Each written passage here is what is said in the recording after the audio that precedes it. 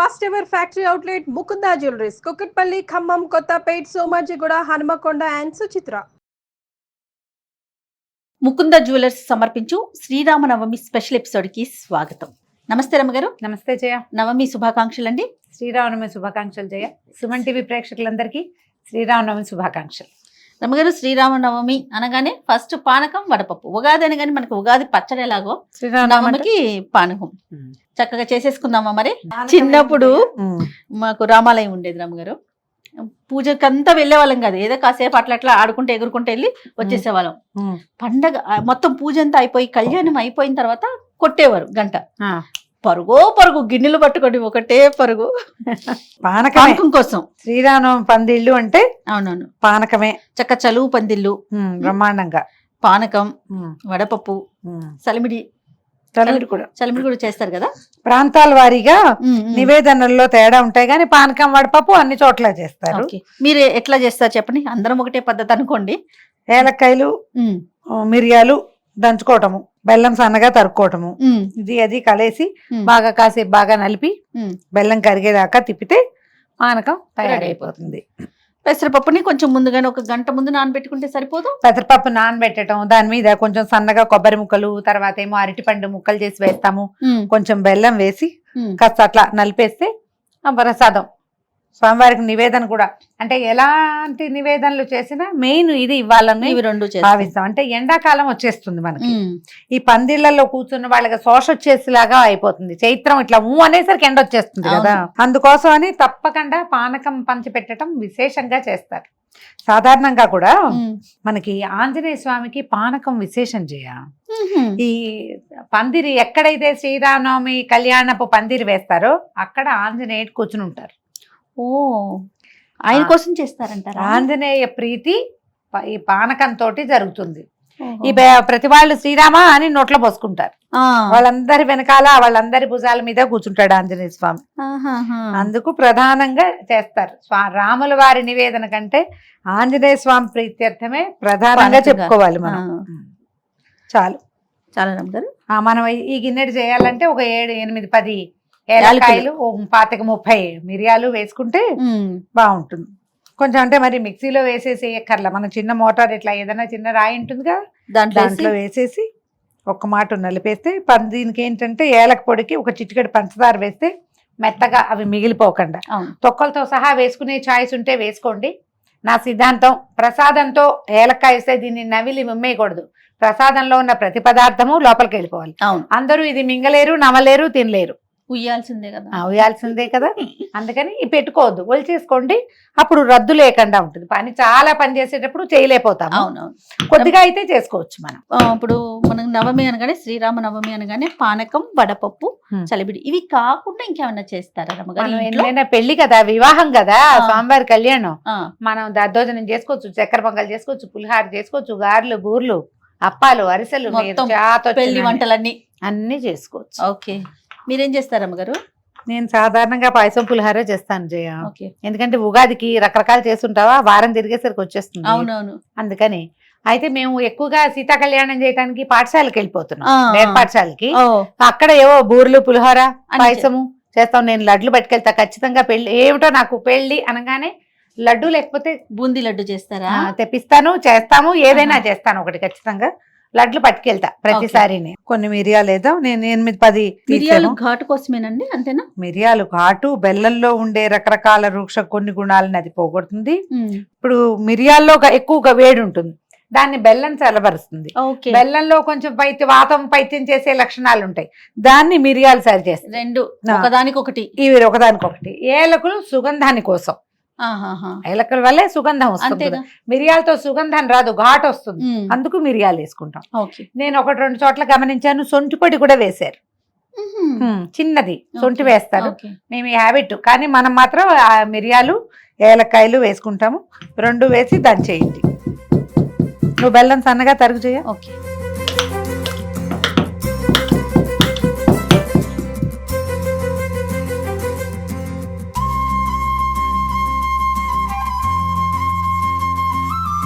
చూడండి అమ్మగారు, ఇంకొంచెం చేయనా? కొద్దిగా అందాజుగా చేసే పనే. మీరు ఇంత గిన్నెడే చేయాలన్న నియమం లేదండి. మనమే ఇద్దరమే ఉన్నాము, ఇదంతా ఎలా పంచుతాము అలా అనిపిస్తుంది.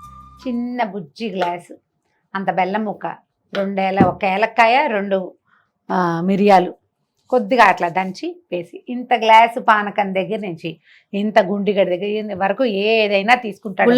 డ్రమ్ముల్లో చేస్తారు. ఇప్పుడు మనం ఇంట్లోనే ఉంటాం, మనమే ఇద్దరమో ముగ్గురమో ఉంటాం, చుట్టుపక్కల ఎవరు లేరు.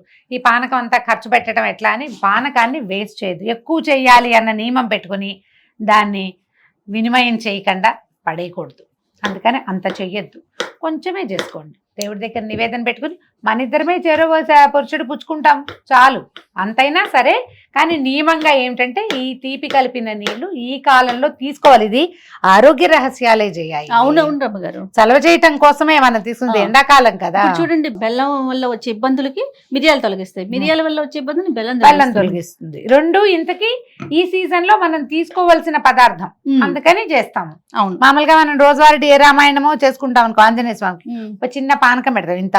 అవును, చెంబుడు చేయక్కర్లా, కొద్దిగా చేయండి. ఎక్కువ మంది ఉండి మనం ప్రసాదం పంపగలము అనుకుంటే ఎక్కువ చేసి నివేదన చేయటం. సాయంకాలం దాకా ఫ్రిడ్జ్ లో పెట్టుకుని కూడా సాయంత్రం తీసుకోవచ్చు, బాగుంటుంది. ప్రధానంగా కళ్యాణం చూడటం వరకే కదా రమ్మగారు, తర్వాత ఏముంటుంది? ఈవినింగ్ ఏమన్నా ప్రత్యేకంగా చేస్తామా? ఏముండదు, దేవాలయంలో ఏదైనా సేవాకాలం ఉంటుంది. మనము ఇంట్లోనే సీతా కళ్యాణము అవి చేసుకుని 10 రోజులు చేసిన వాళ్ళైతే సాయంకాలం అయ్యవారిని అమ్మవారిని బంతులు ఆడించటాలు అలాంటివి సేవాకాలాలు జరుపుతారు. ఊపటము ఇలాంటివి చేస్తారు కదా, ఆలయాల్లో చేస్తారు చేస్తారు. ఏకాంత సేవ, పౌలింపు సేవలు చేస్తారు కదా. చూడండి అమ్మగారు, చాలమ్మా. మిరియాలు, ఏలకులు దంచేసాము. ఇది మెత్తగా దంచేసారండి, ఇది బాగుంది చక్కగా. ఇదివరకు ఈ కోతలు ఉండేవి కాదు, చాకులతో పని ఉండేది కాదు. ఈ గుంకుడుకాయలు కొట్టే రాళ్ళు ఉండేవి. బెల్లం కొట్టిన రాయి అంటాం కదా, ఆ రాతో కొట్టేవాళ్ళం. అవునవును, బెల్లం కొట్టిన రాయి అని అదే అంటారు దాన్ని. నీళ్ళు పోయమా.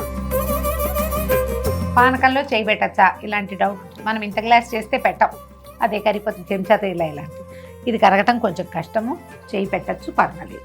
పోసేస్తున్నా చాలు. ముందు కొంచెం కలిపాక మళ్ళీ కొంచెం దీన్ని కరక పెట్టకపోతే ఇది కరగదు. అవును కాదు, మేము గరిటతో చేస్తాం, చేతులు క్లీన్ గా ఉండవు లాంటి భావాలు ఉంటే మీ ఇష్టం. రమ్మగారు చేయి ఎందుకు పెట్టారు అని ప్రశ్నించకండి, అందుకనే పెడుతున్నా. ఇది కరగరు. వంటింట్లో చేతులు పెట్టకుండా పనులు అవుతాయి, చెప్పండి మీరు.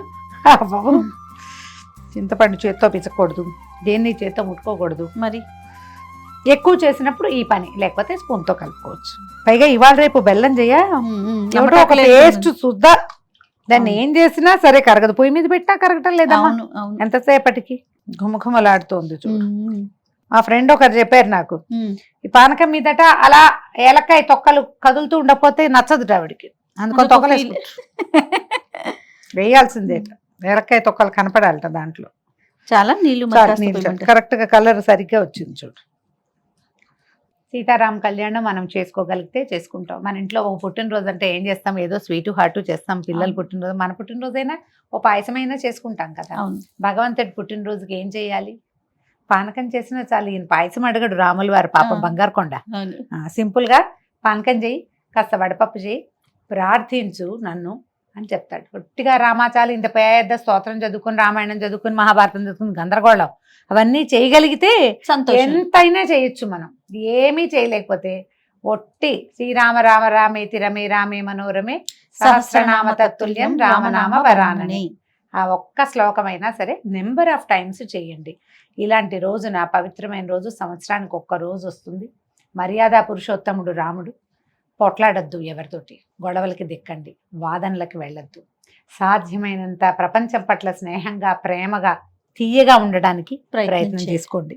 ఇప్పుడు ఇది ఏంటంటే ఒకరోజు చేస్తే ఏది రాదు మనకి, అది చేస్తూ ఉండాలి. కానీ సంవత్సరంలో కొన్ని రోజులు, పర్వదినాలు, మంచి రోజులు, ఈ రోజున ఒక ప్రవర్తన నియమావళి కనుక మనం ఏర్పరచుకుని పెట్టుకుంటే మిగిలిన రోజులు కూడా అలా ప్రవర్తించేందుకు మనకి ఒక అవకాశం లభిస్తుంది, అలవాటు అవుతుంది. నిదానంగా ఏటా చేస్తాం, ఖచ్చితంగా ఈ రోజున మాట్లాడకూడదు, గొడవ పడకూడదు, ఇలాంటి ఆలోచన ఉంటే మనకు ఉందనుకో, పిల్లలతో కూడా వస్తుంది. పిల్లలు కొట్టుకుంటున్నారు, పోట్లాడుకుంటారు, చిన్న పిల్లలకి ఏముంది చెప్పాలి. ఈ రోజు రాముల వారి పుట్టినరోజు, ఆయన తన తమ్ముళ్ళతో ఎంత బాగున్నాడు, ఎంత అద్భుతమైన వ్యక్తిగా ఉన్నాడు.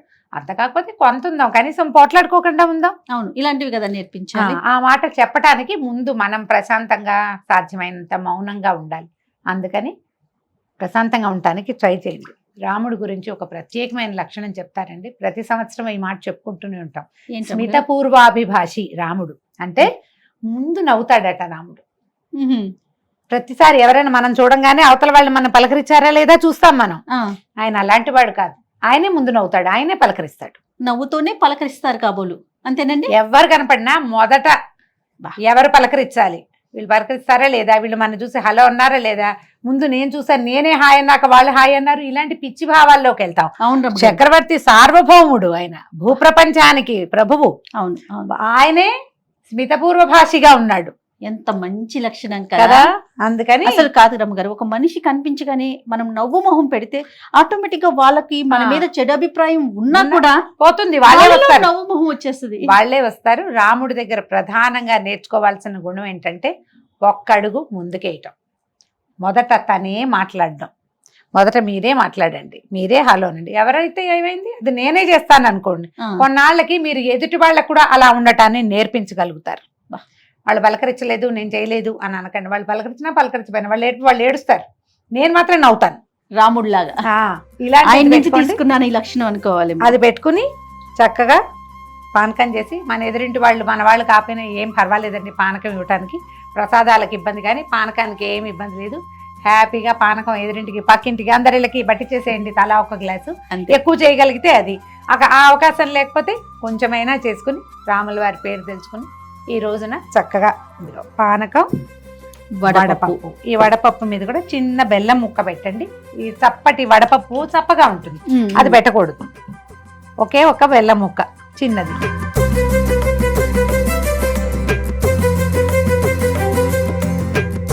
ఓ 2 అరటిపళ్ళు, ఒక కొబ్బరికాయ కొట్టి శ్రీరామనవమిని సుసంపన్నం చేసుకోండి. తప్పకుండా రమ్మగారు. ప్రేక్షకులందరికీ మరొకసారి శ్రీరామనవమి శుభాకాంక్షలు.